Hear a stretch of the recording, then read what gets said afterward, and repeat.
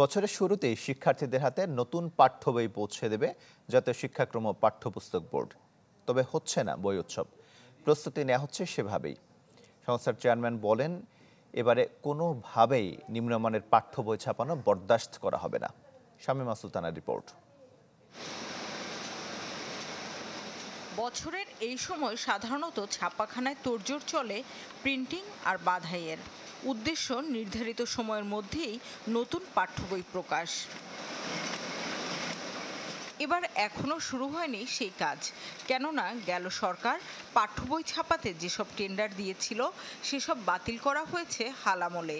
এখন ঢেলে সাজানো হচ্ছে এনসিটিবি, তারপরেই নতুন করে কাজ শুরু করবে পাঠ্য বই ছাপাতে।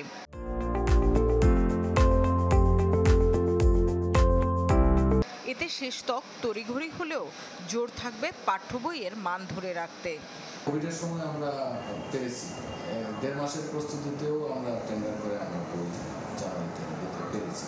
আশা করি এবারও আমরা সফল হব, যদি আমাদের সকল ধরনের সহযোগিতা, যে সহযোগী সংস্থা এবং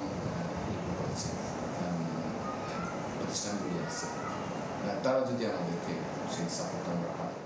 বিগত আমলে প্রতি বছর 1 জানুয়ারি ঘটা করে উৎসব আমেজে পাঠ্য বই তুলে দেওয়া হতো শিক্ষার্থীদের হাতে।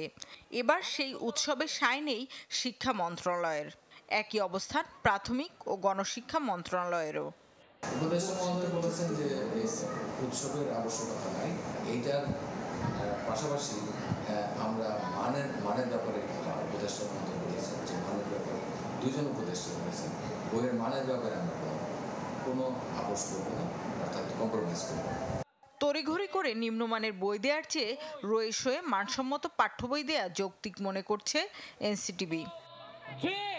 শামীমা সুলতানা, চ্যানেল 24, ঢাকা।